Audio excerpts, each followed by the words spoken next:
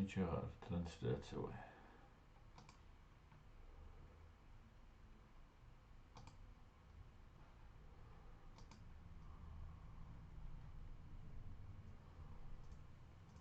Вот, мы в эфире. Ассаламу алейкум. Витаю вас, друзья. Сегодня 14 августа 2023 года. С вами снова я, Аслан Арцуев. 20 часов 1 минута по Берлину, 21 час 1 минута по Джохару. Извиняюсь, что немножко запоздал. Я вас всех, друзья, витаю, приветствую. Стрим у нас идет в ТикТок на канале Аслан Арцуев и в YouTube на канале Reality. Пишите ваши комментарии, ставьте лайки и распространяйте ссылку на наш стрим. Пусть больше людей узнает правду. Все как обычно. Танзил. Итак, друзья, я вас всех приветствую.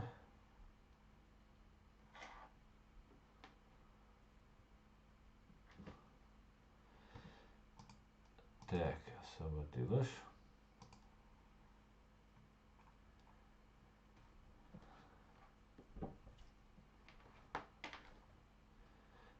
Так, валейк салам, Саха. Так, здесь у Череи наболевшая проблема. Валейк салам, Тамерлан, Эдам, Череи, Шавига. Всех я вас приветствую. Мустану, алейк салам. Наш ислам, вписанный в Конституцию Череи как основная религия, члены ЧДП называют ее бесовщиной. По-моему, они представляют и своим безграмотным суждением. Отторгает людей из числа наших сторонников. Я никого не оскорблял и не имею такой привычки. Но на прошлом стриме был мудрым какой-то Амзат, который удалил мой пост, оскорбившись моим мнением, на который я имею право. Аслан, я думаю, тебе стоит выбирать модератора, не того, кто в одном слове, а это мое мнение. Чиры. Он это сделал, удалил Хамзат Машуойло для того, чтобы не было конфликта. Я не знаю, я не знаю, больше обсуждали ЧДП, там бесовщина говорили или нет, там разные люди есть и так далее. Мы наше мнение по этому поводу вчера сказали, поэтому давайте не будем больше возвращаться к этому вопросу. И каждый имеет право на свое мнение. Это их мнение. Если мы с этим мнением не согласны, мы можем просто оставить это мнение при них и иметь свое особое мнение, отличное мнение от их мнения.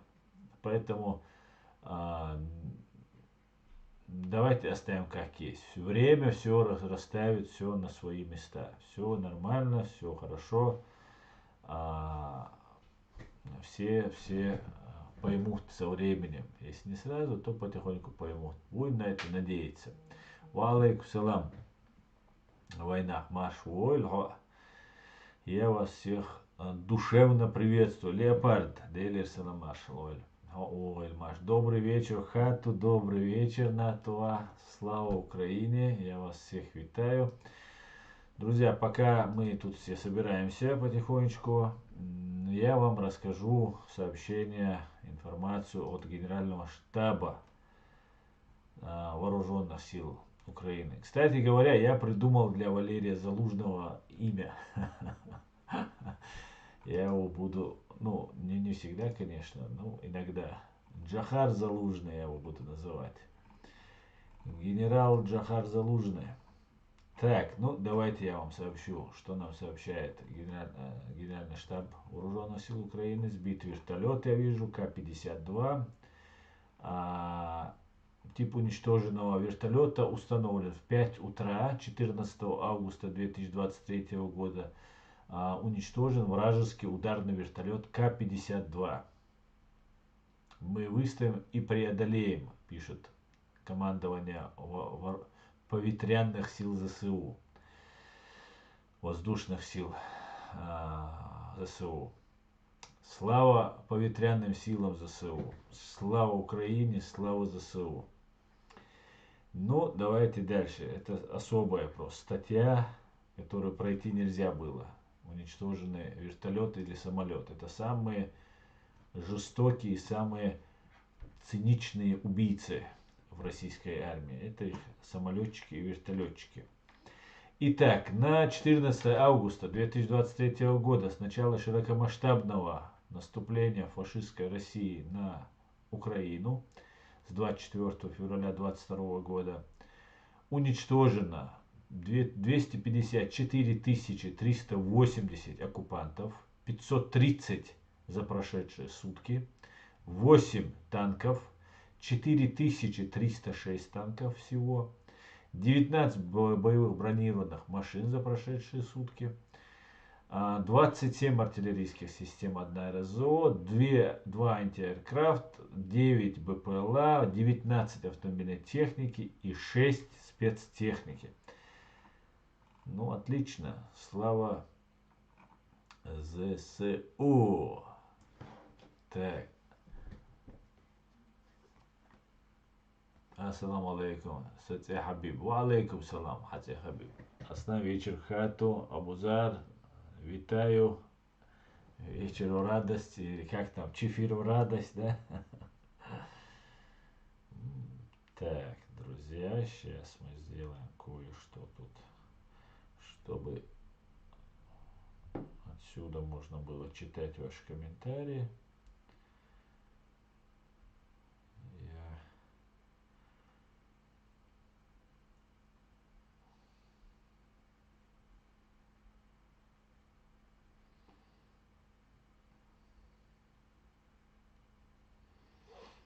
Так, все. Вижу ваши комменты.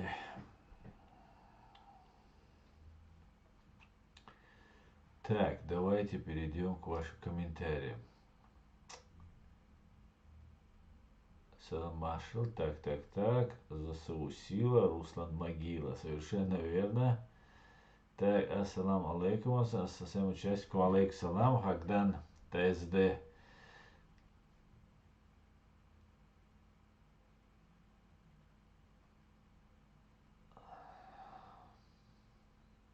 Алейкум салам, Казах Баласы, Казах Баласы. Алга Казахстан. German Power. Пишите на русском.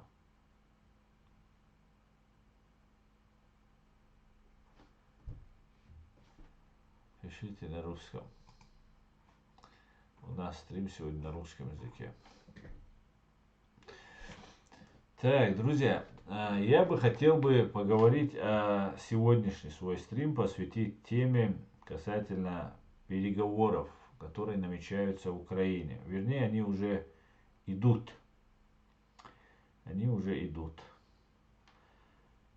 И в связи с этим я бы хотел немножко эту тему обсудить. Вчера я немножко говорил на чеченском языке, и смотрите, появляется очень много сообщений, уже такая ведется подготовка общественного мнения о том, что якобы кадыровцы и военные, это те, которые Вагнер будут представлять, их коллеги, то есть русские и кадыровцы. Мы всегда предупреждали предателей, что предатель не нужен даже тому, кому он продался после того, как он сослужил службу. И даже они презирают предателей, на чью сторону он перешел. Поэтому сейчас очевидно, что русские готовят провокацию против вооруженной банды ФСБ кадыровцы, которых очень много набралось. И сейчас, по всей видимости, разбрасывается. Вот смотрите, такое видео я вот недавно увидел. Ну вот эти видео будут появляться еще больше. Вот смотрите, стоит какой-то мужчина на коленях, голова опущена. Это земля чеченцев написано. И вот таким вот образом он извиняется. Я сейчас звук попробую включить, как он у нас тут включается. Вот он. И не буду смотреть на чеченцев. Также прошу русских никогда не приезжать в Чечню. Это земля чеченцев, а русские это прислуга.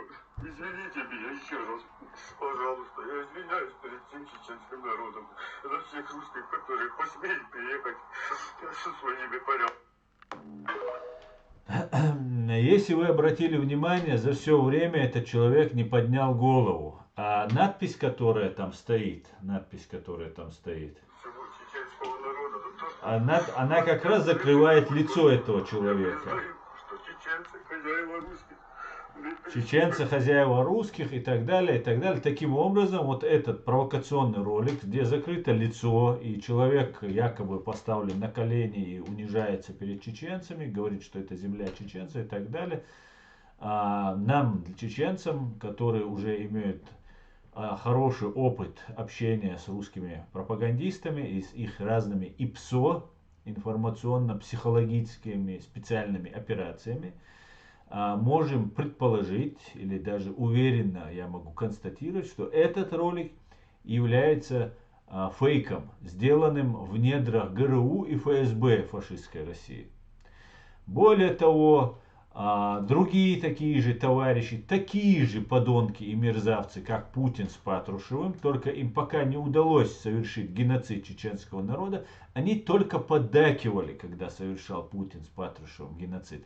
Но из того же учреждения КГБ СССР ГРУ, и также они рассказывают у себя на канале, у которого там 2 миллиона подписчиков с чем-то, вот такого содержания, смотрите, у него название. Вот этот мерзавец, вот этот подонок, которого вы видите на экране, это является самым настоящим русским фашистом, имперцем. Он это не скрывает по отношению к чеченцам.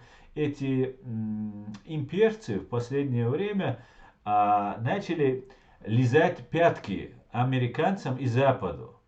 Но при всем при этом они не могут скрыть своей ненависти и своего нутра, когда касается чеченского вопроса. И вот смотрите, кадыровцы расстреляли российских солдат, он сообщает. Кадыровцы расстреляли российских солдат.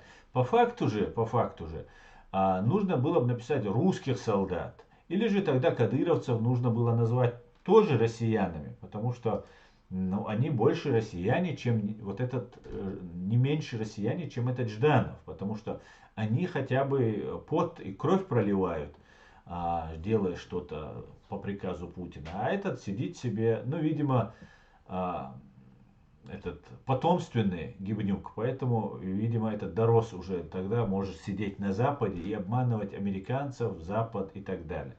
Но, к большому сожалению, Запад приютил этих людей.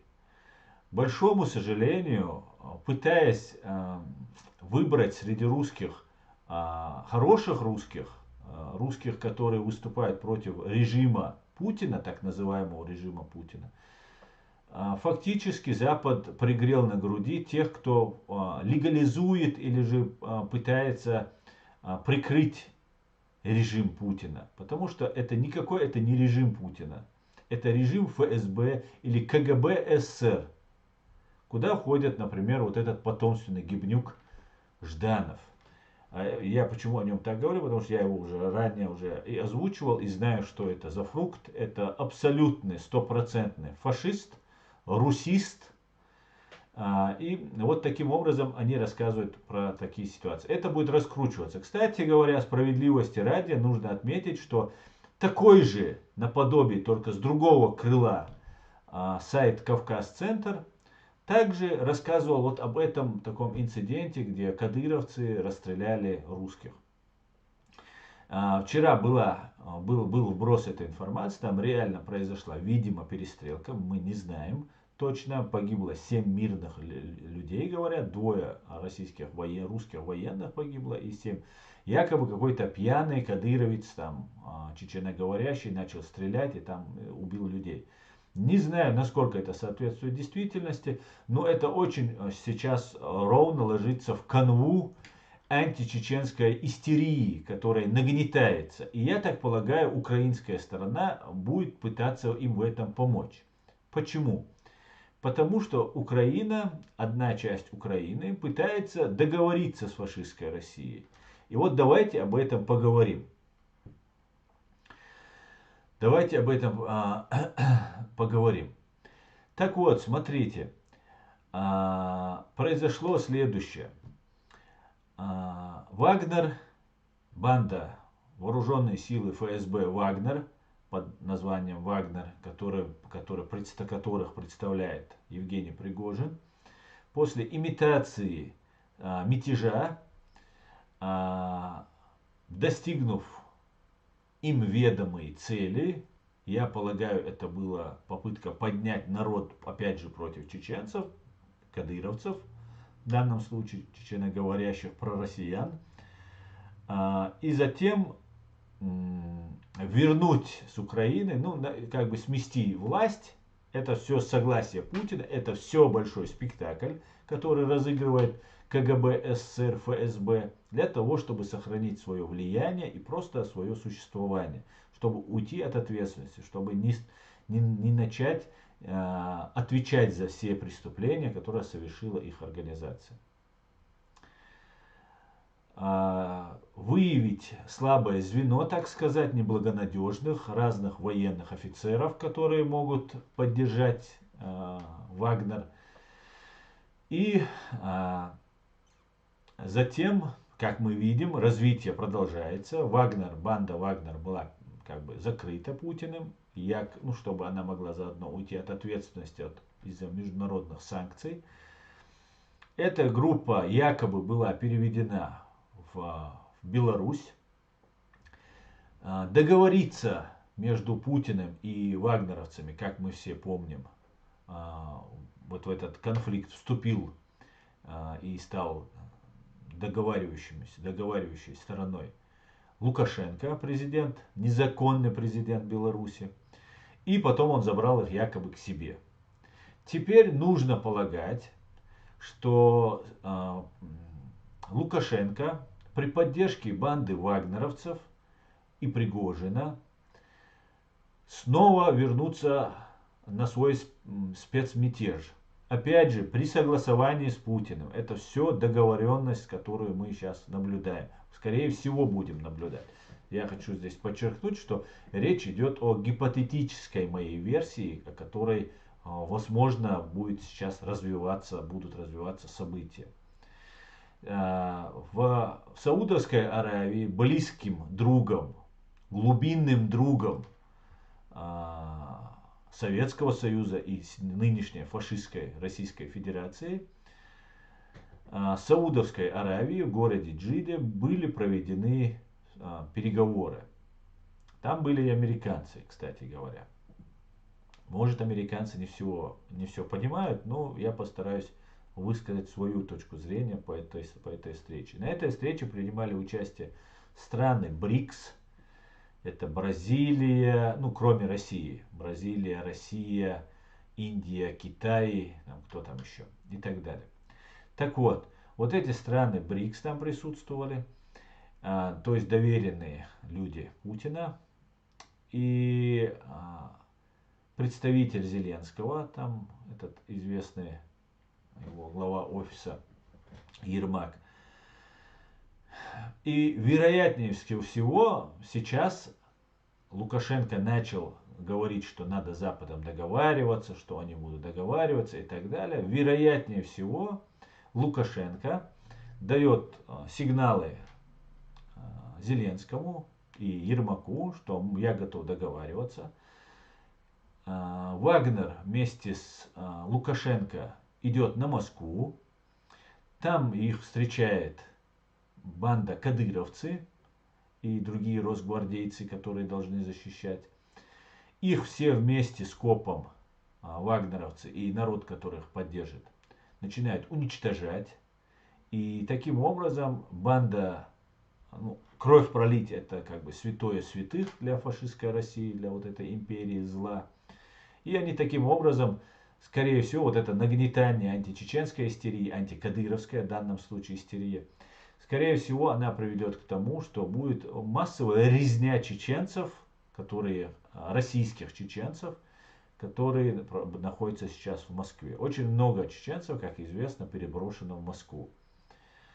И таким образом Путина либо уйдет тихо со сцены, либо его двойник будет замочен, либо еще какая-нибудь там возбудят дело, посадят этого двойника. Может быть, реально Путин спрячется куда-нибудь, уйдет. И потому что, я думаю, гарантии он имеет.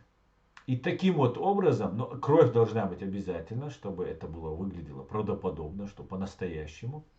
И вот таким образом, скорее всего, планируется начать переговоры между Россией и Украиной, которые будут представлять глава союзного государства России и Беларуси Лукашенко. Вот что я вижу. После того, как вот этот сценарий, если гипотетически мой сценарий будет реализован, то получится следующая ситуация. Начнут выдавать некоторых одиозных террористов, кадыровцев в частности, в первую очередь. Может быть, даже Гиркина выдадут, который сейчас находится якобы в изоляторе. Потому что я всегда говорю якобы, потому что достоверно мы ничего не можем знать, потому что очень много ИПСО на ИПСО просто русские ведут, ФСБ, ГРУ, поэтому очень сложно бывает разобраться до конца или там до явных каких-то признаков, чем они пытаются сейчас заигрывать или как они пытаются, какие политические игры они собираются вести. Таким образом, фактически начнется, может, даже выплата контрибуции, выпустят Навального и Яшина, тоже абсолютно российские системные просто симулякры, абсолютно не независимые люди.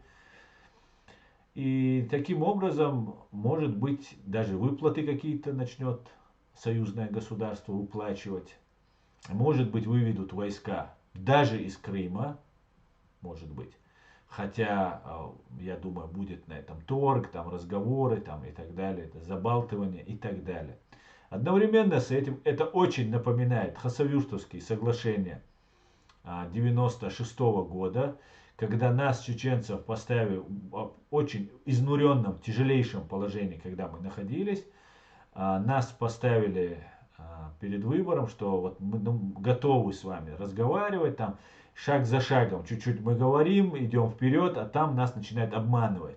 И как обычно, украинские Минск-1, Минск-2, там вот эти все договоренности, украинцы, наверное, за последние эти 9 лет, уже почти 10 лет, уже помнят, как русские умеют врать, извиваться, там, переигрывать, не держать слова и так далее, и так далее. В итоге русские чего добились? Мир, который наседал на фашистскую Россию в Первой русско-чеченской войне,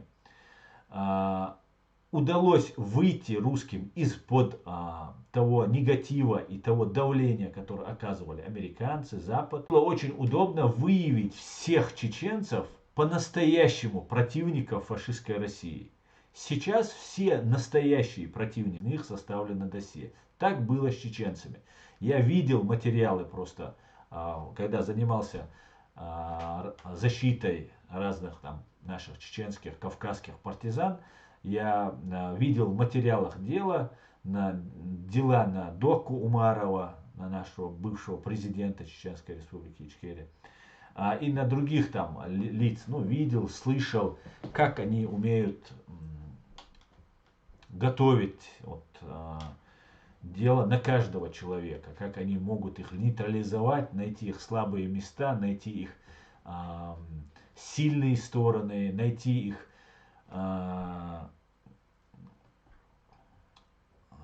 разные черты характера, за которые их можно стравить с друг другом, обидеть, рассорить. Это так, это только играя на человеческих факторах. Плюс это шантаж, это убийство, это угрозы, это похищение родственников, членов семьи, и так далее. Методов огромное количество. И таким образом, фактически, во Вторую войну мы вступали разобщенные, убитые, у нас были убиты самые лучшие командиры, одни из самых лучших командиров, запачканные, некоторые большими деньгами, в том числе, потому что нужно было содержать отряды, нужно было содержать своих людей, раненых лечить, вытаскивать из российской тюрьмы тоже людей нужно было, которые, это межвоенный период, как у нас был, то же самое в Украине. Происходит много очень пленных, есть там задержанных там, и так далее, и так далее. Короче говоря, в итоге мы пришли к тому, что во второй русско-чеченской войне у нас была полная дезориентация. Да, была группа лиц, которая находилась, костяк такой, который вел все это сопротивление, но вокруг уже начинался большой бардак. И фактически, можно сказать, во вторую войну мы вступили в стратегически проигрышном положении. Фактически с 99 года можно было уже, сейчас это уже можно констатировать, что можно было понять, что мы проиграем эту войну. Так как и Запад от нас отвернулся, это тоже грозит Украине, если сейчас заключить вот это Хасавюртовское соглашение, так называемое Хасавюртовское соглашение с ними, Джидовское соглашение с ними, которое фактически приведет к тому, что все настоящие патриоты Украины, настоящие враги России, империи, не России даже, империи, фашистской империи и учреждения КГБ СССР, эти люди очень мешают агентуре внутри Украины, и эти люди могут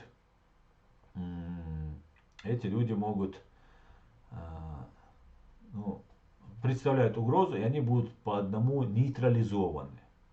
Поэтому я считаю, если сейчас договариваться с Россией о каких-то, с Лукашенко это будет, с Патрушевым это будет. Вы помните, про Патрушева фамилия очень фигурировала. Потом послушали, как общество реагирует, и мы на это негативно реагировали. И фамилию Патрушева пока отложили в долгий ящик.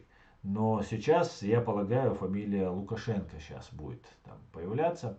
Но фактически перемирие в Джиде это пистолет к виску своих настоящих, вот тех, за кого я, настоящих защитников Украины.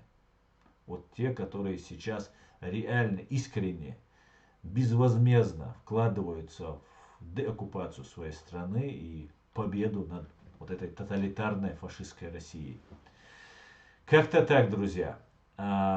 Давайте об этом поговорим. Я пытаюсь еще составить, у меня возникают новые факты, открываются. Я пытаюсь еще собрать информацию, поэтому это такая у меня еще такая в черновом виде гипотеза. И давайте об этом поговорим. Слава з України. Вітаю вас. Вітаю вас. Алейкум салам Казахстану. Алейкум салам.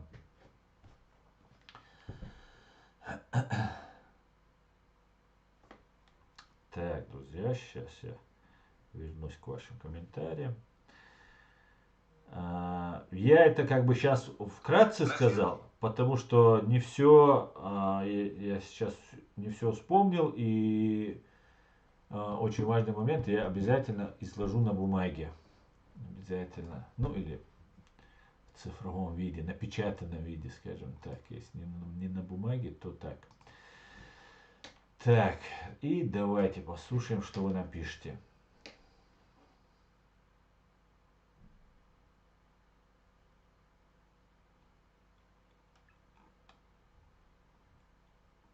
Так.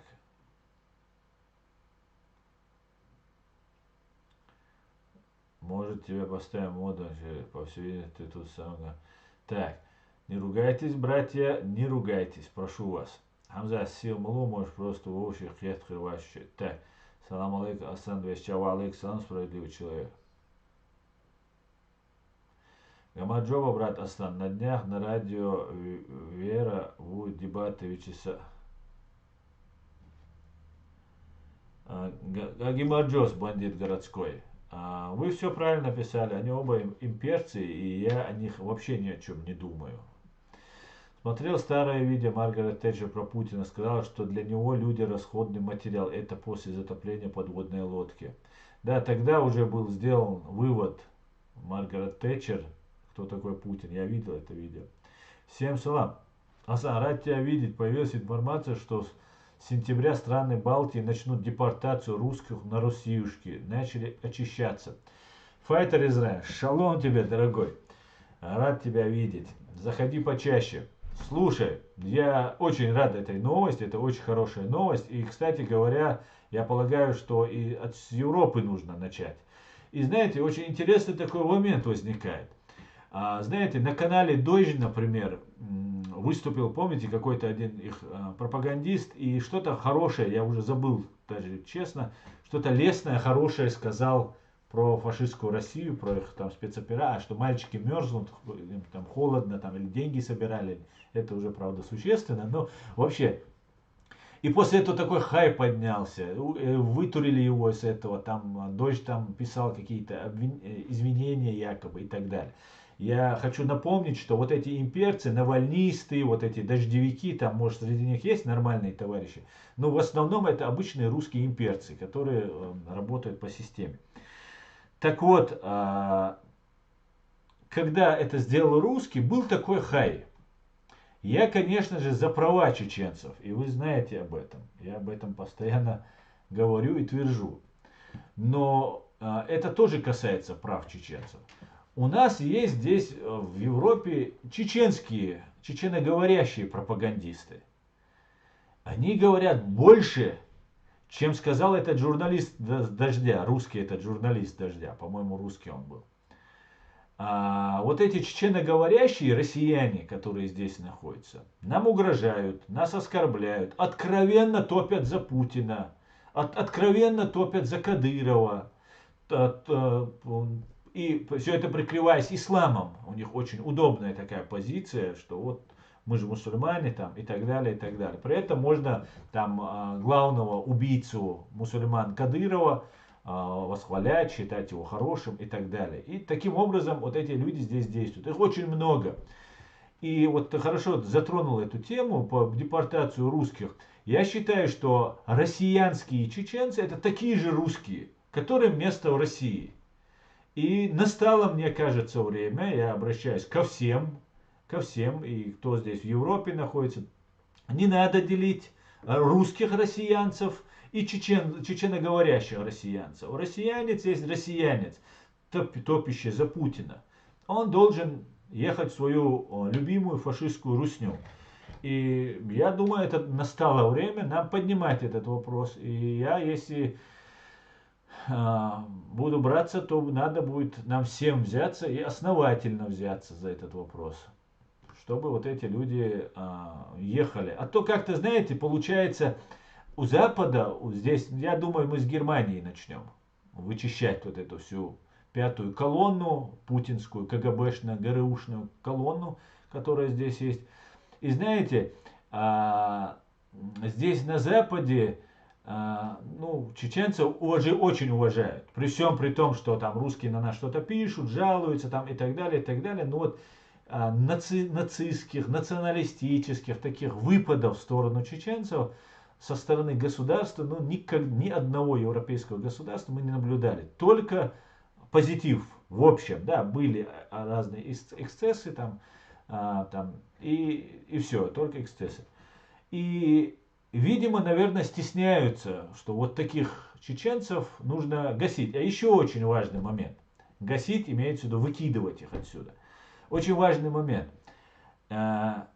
Запад, европейские страны, в первую очередь, признали нас частью фашистской России. Незаконно, абсолютно беспардонно нас признали частью фашистской России. И на этом строилась западная политика.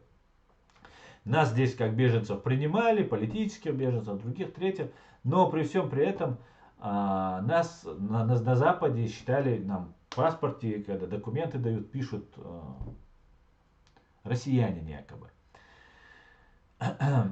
Так вот, сегодня, когда вот эта ситуация сложилась, те россияне, которые имели контакт с российским посольством, которые участвовали в русском доме, там у нас тут в Берлине есть русский дом, где там офис арендовали. Вот эти люди как бы были русские, немцам, допустим, про немцев я сейчас скажу, были благоприятны этим людям. Потому что, ну, они точно никакие не радикалы, не ваххабисты и так далее. А все, кто против России, выставлялся фактически радикалом, экстремистом, религиозником каким-то и так далее. И так сложилось уже, что здесь считают, что нормальный человек, с кем можно, чеченец, с кем можно иметь дело, он неплохо относится к России. Что не соответствует действительности, что абсолютно не так. И теперь получается, мы, настоящие чеченцы, которые боремся всеми своими фибрами души против оккупации нашей страны, нарушения наших прав вот и всего остального, фактически оказываемся вне поля внимания немецкого, допустим, политикума или немецкого социальных там структур. А вот прорусские, которые в немецкое, российское посольство ходят там и так далее, они как бы считаются, но с ними имеют дело и общаются. И уже с ними есть какие-то контакты. Есть правозащитные организации, Мемориал у нас здесь в Берлине, немецкий филиал, и другие третьи. Они абсолютно не чурахаются общаться вот с пророссийскими, с теми, кто посещает российское посольство, ездит домой, там третье, имеется в виду, во временно оккупированную Чеченскую республику Ичкерия. А мы как будто получаемся какие-то радикалы, какие-то там задвинутые. Теперь же вот на том казусе, на котором оказалась и немецкая, и европейская вот эта часть общества, которая признала незаконный, лживый нарратив России о том, что мы часть России, теперь им нужно будет как-то пересмотреть этот вопрос. Они должны понять, что те, кто за Россию, чеченцы здесь, это потенциальные агенты российских спецслужб. Других чеченцев нет. В ТикТоке есть разные вещатели, там блогеры, там какие-то аналитики, какие-то там еще болтуны, которые сидят. И с ними нормально как бы ведется диалог, их как бы, у них даже гражданство есть. Я считаю, что таких людей нужно лишать гражданства. Это потенциальные российские агенты, или же не потенциальные, а реальные, которые действуют в угоду России. И этих людей мы будем из Германии, я могу говорить только за Германию, мы будем из Германии таких людей вычищать. И уже время наступает. Потому что эти люди ведут себя абсолютно провокационно. Эти люди себя ведут, угрожают нам, оскорбляют нас, пишут на нас кляузы, распускают грязные, порочащие наше доброе имя слухи, ну и так далее, и так далее. И мы будем с этим бороться. Бороться. Всех призываю делать то же самое, друзья. Всех призываю, всех пророссийских вот этих любящих.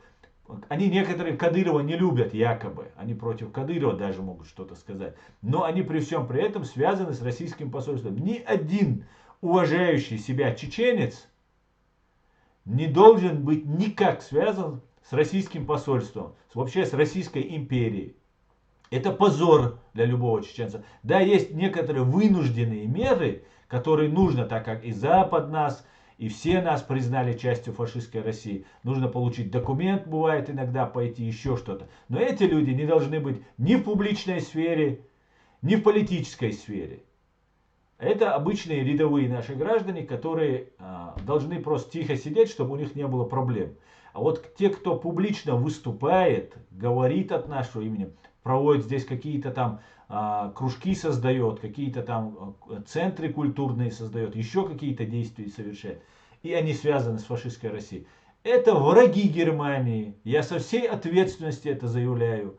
И я буду в этом направлении заниматься. И я вам гарантирую, что я дойду до каждого. Я каждого вот этого лидера так называемого общественного мнения, который здесь вы себя возомнили, и на самом деле являются лидерами российского мнения, КГБшного мнения. Эти люди должны либо заткнуться и исчезнуть с радаров, чтобы не баламутить наш чеченский народ, оставить его в покое, дать ему нормально созреть, сформировать гражданское общество. Либо мы будем персонально, поадресно, пофамильно каждым из вас заниматься и депортировать вас в вашу фашистскую Россию. Вот так вот. Знаете, Так, давайте дальше. Файта, спасибо тебе, что затронул эту тему, и эту тему я буду развивать дальше. Маршал Хуль, добрый вечер. Шанойные. Уважаемый Георгий, маршал Хуль, Тауна, Дейрейс Хуль. Ассаламу алейкум.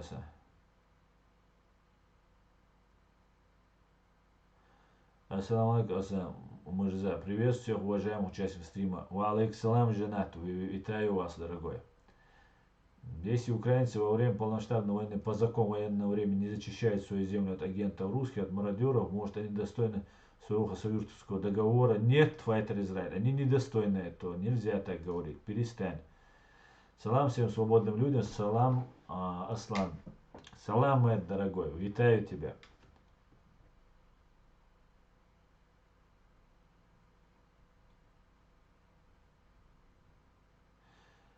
Чири Хамзат Гила, я вас прошу, перестаньте, перестаньте.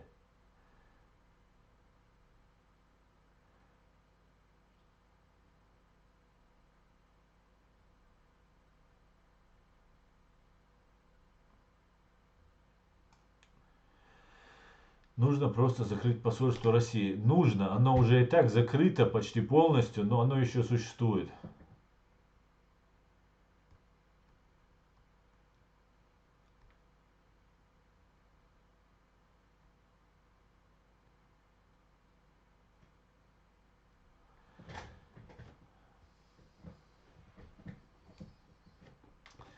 Так, алейк салам, Рибик всех я вас витаю, приветствую. Де ваш, вежери, мадариш, что, нойнш мадийти еще, ща. Сердце кровью обливается, да?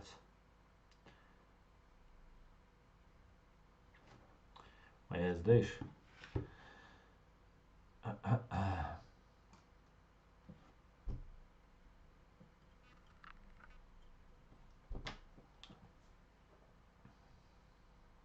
Так что, друзья, я буду заниматься этим вопросом, буду еще от Дейрейсуэль Хамза, Далси Дуэль.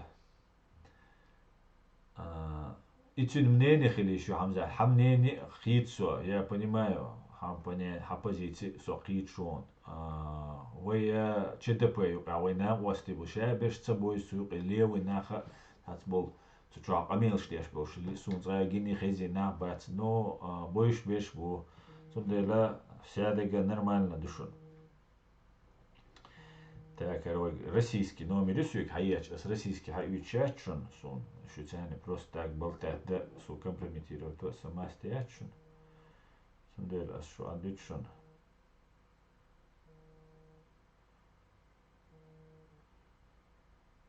Так что сюк амаят наш российский номер дыр.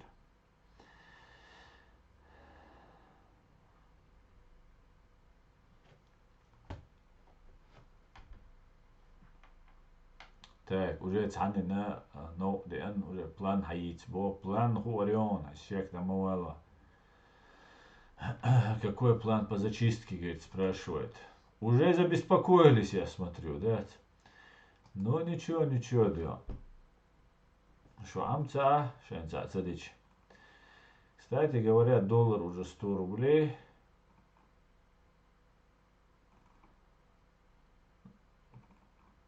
Теперь 1 цент стоит рубль. Рубль достиг уровень цента, да он.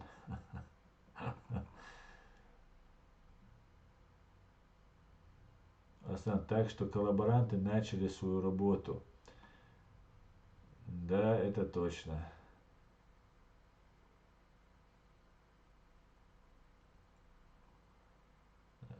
Жизнь действительно. Жизнь действительно начинается в 40 лет, а до тех пор мы просто проводим исследования.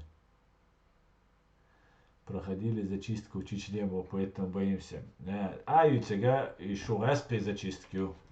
А я говорю про правовую зачистку. Здесь все россияне пророссийские, они не должны здесь жить, правильно? Ни русские пророссийские, проимперские, ни такие, которые говорят на чеченском языке и являются пророссийскими, не должны здесь находиться. Поэтому Я думаю, тебя не должно это волновать. Наоборот, ты должен радоваться. Так, Аслан, читай вверху 3 или 4. Худу тебя вверху. Ассаламу алейкум. Я сон тебя. Как не прошел твой комментарий. Мустан, не прошел. Я только вот твой один видел. И Аслан, так что коллаборанты начали свои работы. И все, вот я прочитал. Так.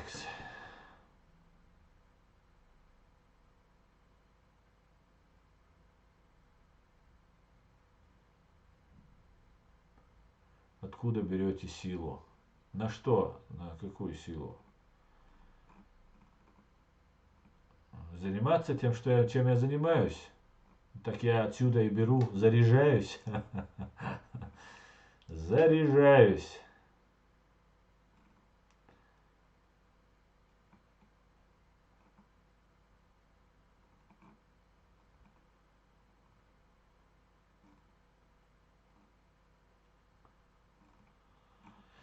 Ну да ладно, пойдемте. Ассаламу алейкум. Алейкум салам. Концовка мискна проблем шригюкше паспорт хит баганбол. Цавач вали. Адам Идигов. Речь идет не о том, что все, кто как-то коммуницирует, ездит домой. Нет, речь не о них идет. Я знаю, что такое бывает, и абсолютно люди не пророссийские. Конечно же, потенциальный, может быть, завербован, но он не пророссийский. Я имею в виду о тех лицах, которые здесь публично о себе заявляют, ведут какую-то гражданскую деятельность, информационную деятельность, там какую-то публичную какую-то деятельность ведут. И речь даже о них, не о всех. Вот я тогда как-то просил нас составить список, помочь мне составить, но поэтому мы не продолжилось это все. Я теперь вынужден буду сам составить этот список поэтапно, один за одним каждого, кто здесь работает на русню, кто связан с фашистской Россией. Вот этих людей мы будем выявлять и отправлять.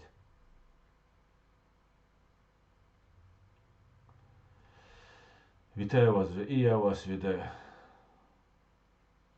Асвади, нуцухун. И милу асвади, милу ночи.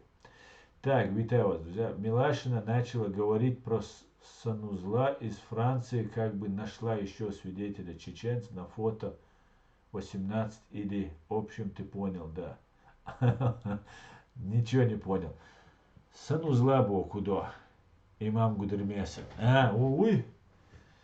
Ну, понятно, тебя ночью потом. Я давно знаю, кто такой вот этот Типсуркаев. Султан Типсуркаев. Меня он давно провоцирует на конфликты. Я всячески избегал его упоминания даже. Он заходил ко мне, говорил, ты что-то там на меня сказал там и так далее. Я говорю, ничего про тебя не сказал и оставлял его в покое. Но теперь на него кто-то там, или он сидит и угрожает. Он сидит, людям голову отрежу, я это сделаю, там это сделаю. Ну, фактически на грани так ходит и ждет. Там есть еще одна мадам, которая живет в Австрии. Тоже антисемитские высказывания, такие радикальные, исламистские явно высказывания у этого деятеля, который из Германии. И они на чеченском говорят.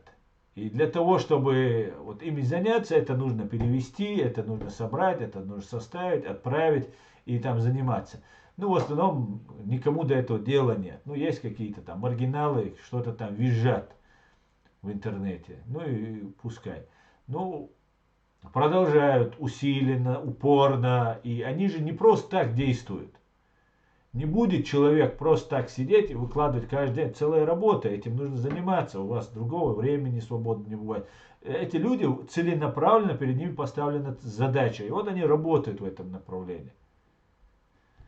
И вот этот человек цеплялся до меня, я его игнорировал. Это не он первый, конечно, там много кто цепляется. И сейчас, когда переговоры России и Украины намечаются, я начал об этом говорить, я начал разоблачать ГРУ и Тумсу Абдурахманова, которые готовят, видимо, какую-то провокацию против чеченцев.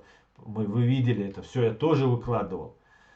Решили, видимо, как-то меня отвлечь от всего этого внимания и переключиться вот на, там, ты дурак, я дурак, кто мужчина, кто не мужчина. Там. И, ну, оскорбление, абсолютное оскорбление, что я якобы написал на него заявление, и на него, к нему в дом зашла полиция, там жестко зашла. Может и не зашла, этим людям верить нельзя. Может это все он сам выдумал. Но даже если туда зашла полиция, но человек сидит публично, угрожает там кого-то убить, он антитеррору там грозится, там голову отрезать, еще что-то сделать. И фактически, ну вот такое вот поведение у людей. Но я игнорировал, но тут уже прямые обвинения меня, что я на него заявление написал. Даже я оскорбление в свой адрес игнорировал. Но когда он обвиняет меня в том, что я на него написал какое-то заявление там, и так далее, если бы я за него взялся бы, он бы уже в России находился бы. И он уже узнал бы, что я за него взялся, когда уже сидел бы в самолете, и его депортировали бы в Россию. Даже если у него было бы гражданство. Потому что я занимаюсь только пророссийскими товарищами и более крупными рыбами. А это сошка, это мелкая сошка, которую, ну, мне что, отвлекаться теперь, заниматься им всем. Ну, одним им я заниматься не буду, я полагаю, я буду заниматься всеми просто, всеми, кто находится пророссийскими. И его родственник является там муллами, а все муллы, вот эти религиозные деятели, богословы так называемые, это агенты КГБ СССР и ФСБ так называемой РФ. Поэтому вот Баркалхон за информацию, которую ты мне даешь по поводу, что имам Гудермесской мечети, сейчас я это Савардила Мичаварар. Вот так я запомнил вот эту Асвади. Асвади это имам Гудермесской мечети. Ну вот из этой же оперы понятно, что он ездит домой, встречается там с кадыровцами, потом приезжает здесь, рассказывает там какие-то сказки, ну и так далее, и так далее.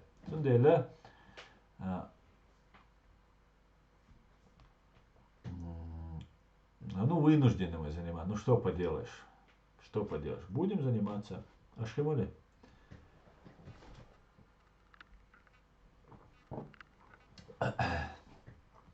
Его дядя с Кадыровым еще. Так, Саваш. Сум лички чуязни хал нохчи потомки пророка Бог. Нохчи лички чуязни халдается. Вашни контакт. Там мне нужно будет кое-что у тебя спросить. Момент чат, который нужно будет согласовывать. Надо вот этих всех людей отправить в их любимую фашистскую русню, да? А то они здесь уже там нам жизни не дают, и здесь нам они еще будут. Да? Так, ассаламу алейкум. Ва алейкум ассалам. Аслан, я готовился к стриму, ва алейкум салам. И то мне один позвонит, то другой позвонит. И я не знал, что кто ты и что ты. Я вот только увидел в комментариях, ты мне написал, и в WhatsApp ты мне написал.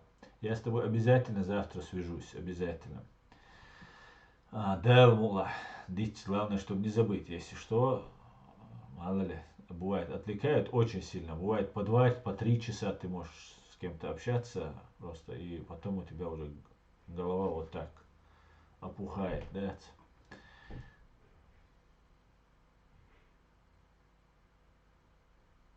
Аслан, ты не думал, что причина была головых? Мне кажется, что всю войну на Кавказе научили те же самые Гиркин под командой Уткина. Конечно, они все в этом принимали участие. И никто не скрывает они это. Некоторые говорят, что власти РФ намеренно подняли курс доллара, чтобы из $1 получить больше рублей.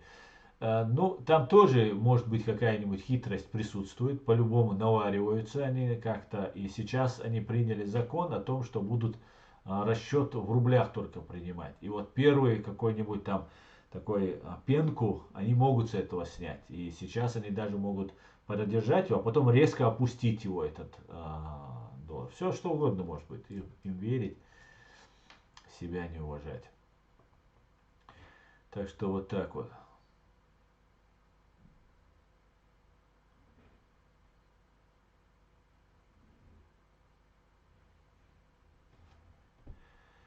Так, самое интересное, еще плотно, что видишь, двоё, индир был цагаш.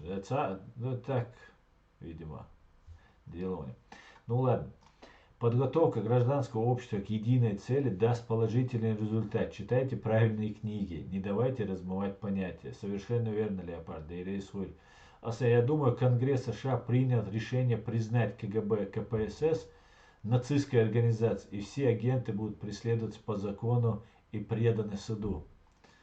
Эд, Господи, благослови Америку. Спасибо тебе лично, Эд.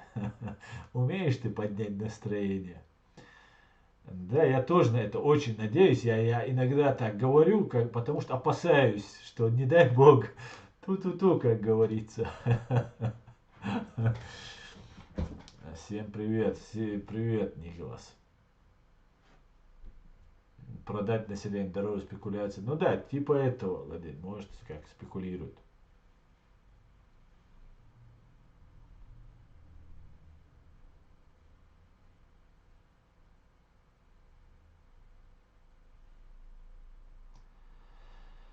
Савежери мацхирдутивай цан берта цани вахвишен дерда цердюч. Как только мы что-то сделаем, да, имам Гудермесской мечети решает вопрос в Конгрессе США. Это как? Ты о чем, Леопард? Не понял я. Так, друзья, я думаю, я на этом закончу свой сегодняшний стрим. Я вам основное, что хотел сказать, успел сказать. Это было то, что связано с переговорами Украины и фашистской России. Ну, дай бог, этого не произойдет. И я буду дальше следить, постараюсь завтра, или, в среду, наверное, уже. На чеченском языке проведем стрим. И так до пятницы. Все русскоязычные мои зрители, всего самого хорошего. Стрим будет в пятницу на русском языке в это же время. А так, до этого времени еще постараюсь провести на чеченском языке. Слава Украине! Все будет. Ичкерия! Господи, благослови Америку. Адикюэль маш ойл бюздейл алюэль массера. Бюздейл Георгия Хайюэль. Всего самого хорошего.